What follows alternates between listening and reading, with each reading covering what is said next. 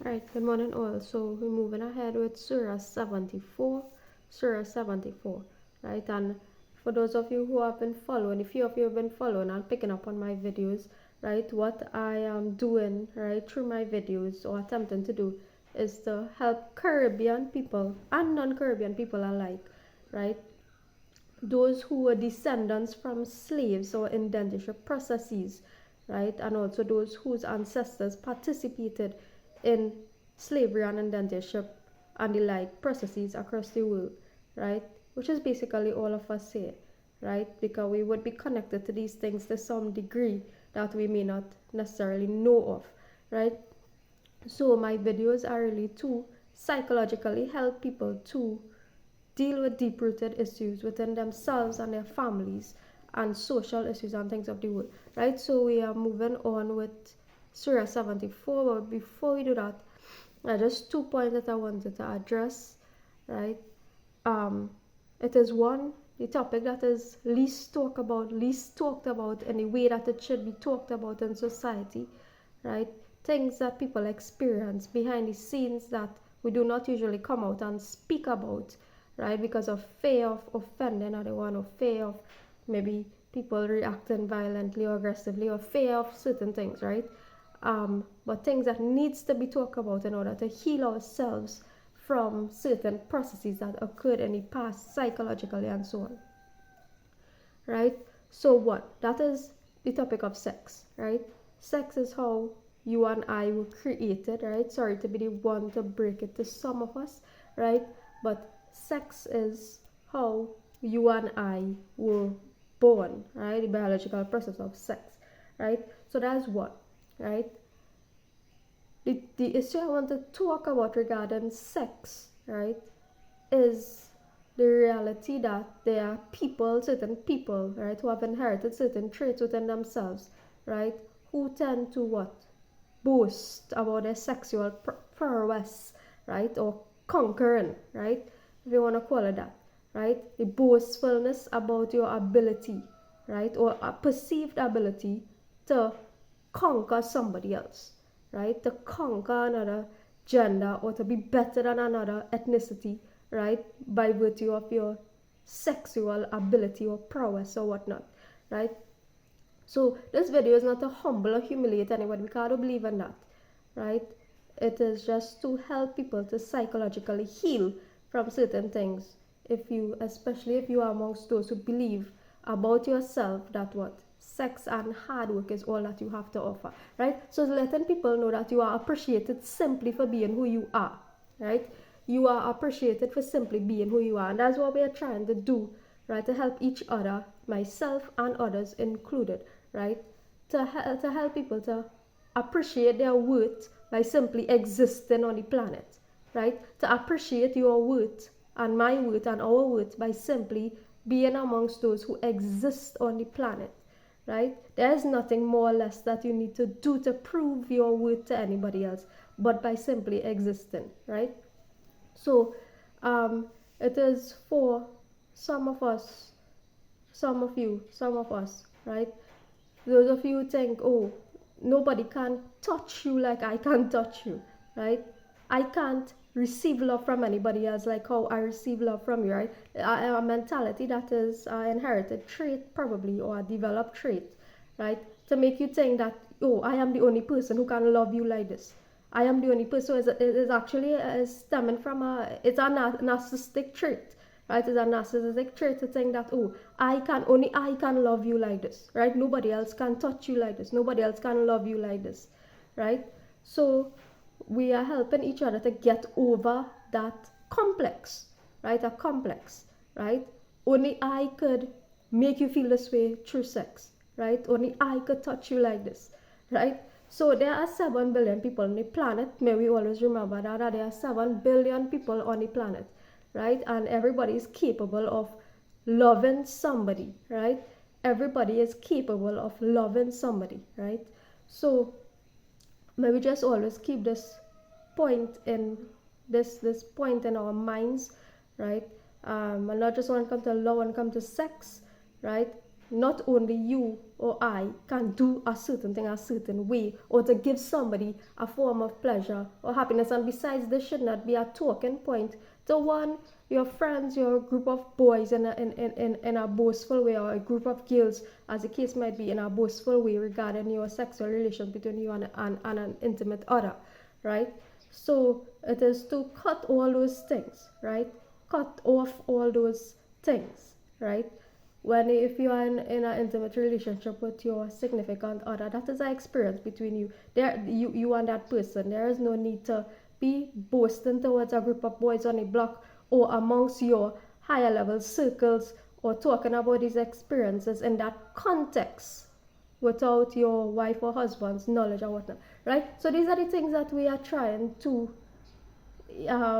change within certain aspects of the culture that we reside in, or whether it's classes, ethnic, whatever it is, right? Certain things, that dynamics that we are trying to heal from and change, so we don't go about doing these stupid things, or making comments, or engaging in conversations that is considered vain, right, or boastful in the eyes of Allah, right? So that's one point I want to make before getting into this surah. And also, two, there's a topic that I want to address, which is what I've been talking about mostly to myself, and this was about the opening of church, temples, and mosques, right?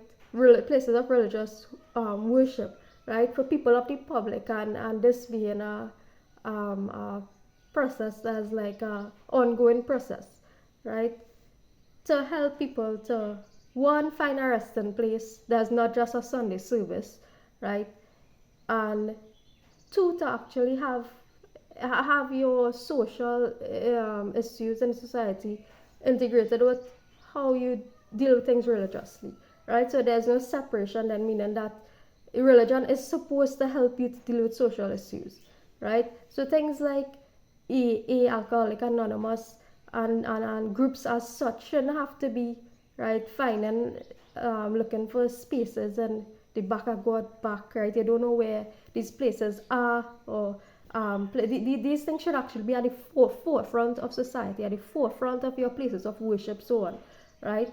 Alcoholic Anonymous, these groups to help people deal with their vices, lust, etc., right? Just like Alcoholic Anonymous, things to help people deal with suicide, right? These things should actually be at the forefront. A religious center shouldn't be just, hey, you come to church and glorify God every Sunday, whatever, right? These places should be leading at the forefront, right? At the forefront of helping people to deal with their issues, in groups or individually, right? So when I say that the church, temple, and mosque should be a resting place for basically anybody, right? Well, I don't mean that, hey, if you holding a stag or a rum bottle, or you smoking a cigarette, right, you should just be able to walk into a church, temple, or mosque just like that, right? I am actually against that. I am not for that, and I'm not promoting that, right?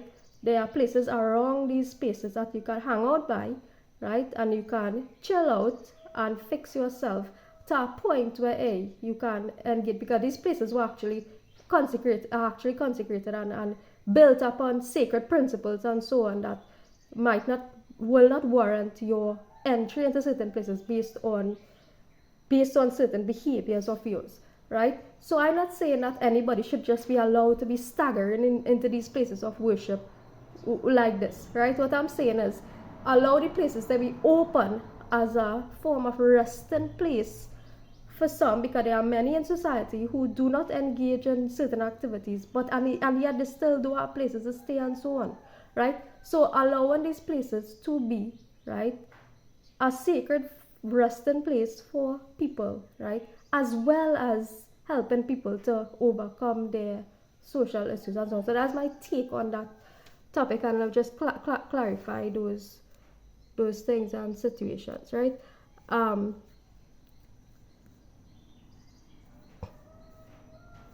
Right, so moving into Surah 74, right?